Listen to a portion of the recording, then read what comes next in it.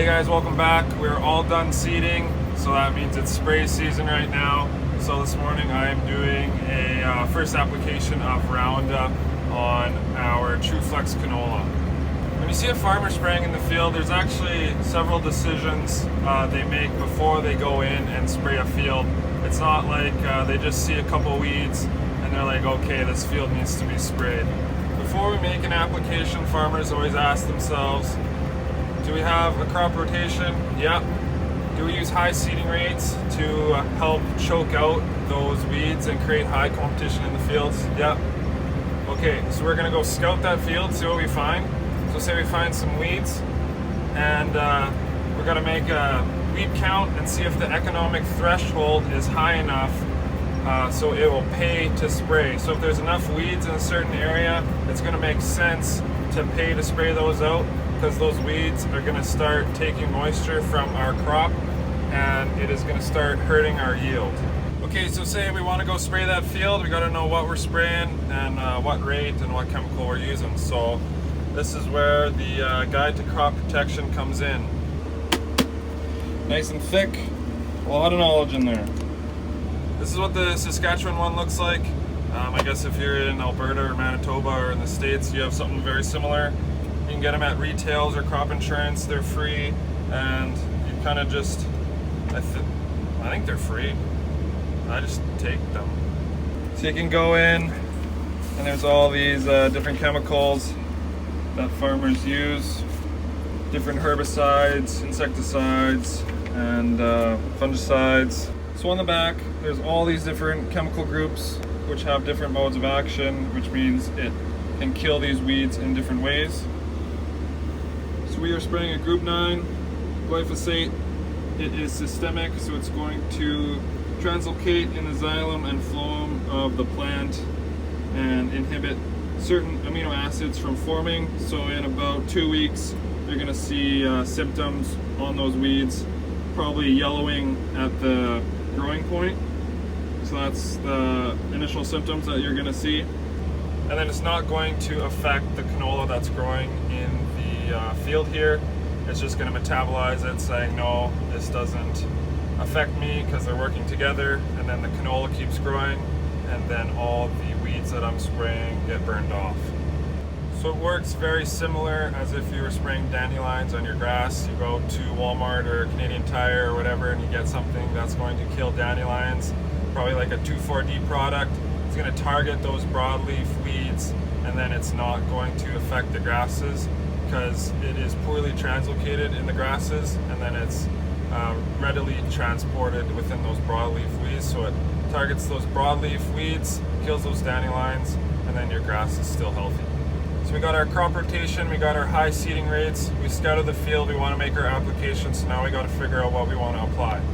It says how the chemicals come, the crops that it can be applied on, and at what stage it can be applied on, what rate, what weeds it's going to control, how it works, what water volume, what nozzle pressure we have to run at, and then restrictions and rules one can follow when using this product. So now we got our product, now we want to get our right rate and our right water volume. There's not a lot of chemical in the tank. I'm spraying 6.5 gallons right now. And that's the RoundUp in the tank, just kind of makes it a light blue color. In the tank right now, it's actually 97% water. Just trying to go around these power poles. There's actually very little product that actually touches the weeds, and I'll show you that right now. I got my water sensitive paper. So as soon as water touches the paper, it'll turn a different color. And then I'm going to slide it into my shrimp skewer, and I'll stick it in the ground.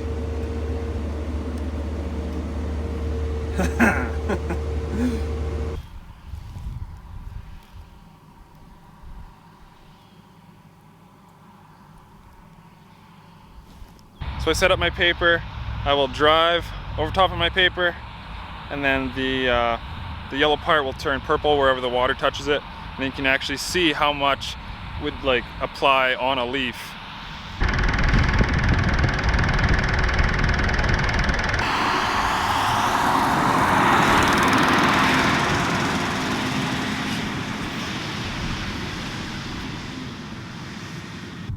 Did I just spray my camera? Yes. Am I worried about it? No.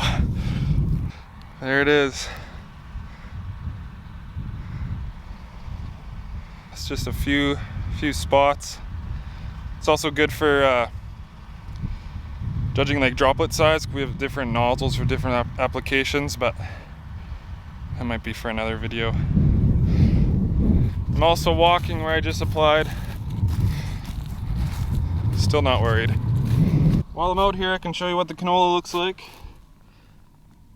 The first leaves are starting to pop out. That's right there. I'm pointing with my shrimp skewer. First leaves.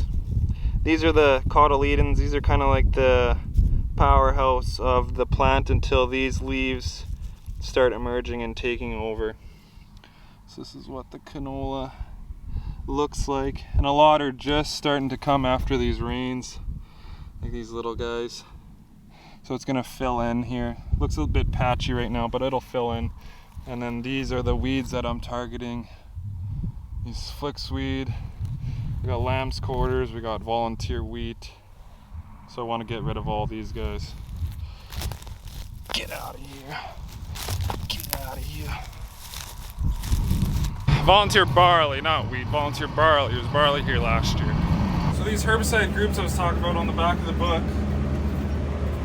you actually want to rotate groups, called herbicide rotation. And what that does, it allows the weeds that you're targeting to not develop a resistance to the chemicals that you're spraying. So if you only spray RoundUp, or you only spray a group 9, or you only spray a group 2 year after year after year, the weeds will actually adapt and start to develop a resistance to what you're spraying, and then it'll start not working actually. And there's lots of weeds that have developed resistance to certain groups here in the prairie provinces, and those are listed in this book. So say you're a hockey player and you're scoring goals, you're only shooting high glove all night long, scoring goals. This goalie's bad. All of a sudden, this goalie figures out that you're only shooting high glove, and he starts catching them, and you're like, well, now what? You gotta slide one low. You gotta keep that goalie guessing. You gotta keep these weeds guessing. So that's what we're trying to do. We're trying to rotate our groups, keep those weeds guessing, and so they can't develop a resistance. How about that for the most Canadian analogy ever? Also on the back of the book, there's kind of this triangle here that, well, it is a triangle that states what groups are susceptible to resistance. So we're spraying group 9, saying it's low resistance, and then highs are your 1s and 2s. If we didn't spray, we'd have to use tillage to control these weeds, which is what we used to do. That's when you see the fields are all black. That's from tillage, cultivating, and controlling those weeds so they don't grow. And we used to do that for a long time until kind of methods changed. Now we use applications to control these weeds, and that allows, wash out, that allows these, like last year's crop, to still be established in the field, the stubble. And what that actually does is holds down this soil and reduces soil erosion. So spraying actually can increase soil health because it decreases soil erosion.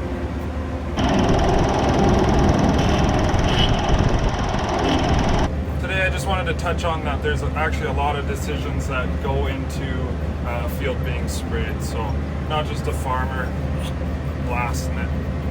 That's going to be it for today's video. I have to finish this field. I have, quick math, 20 acres left, a couple passes, and then I'm going to go back to the yard, refill, and keep going. It's a nice day today. Unless it gets too hot, I don't want to spray when it gets, above at least 25, because it can, doesn't do as good a job. It can evaporate off the leaves, and it doesn't penetrate that leaf as well. Thanks for watching. See you in the next one.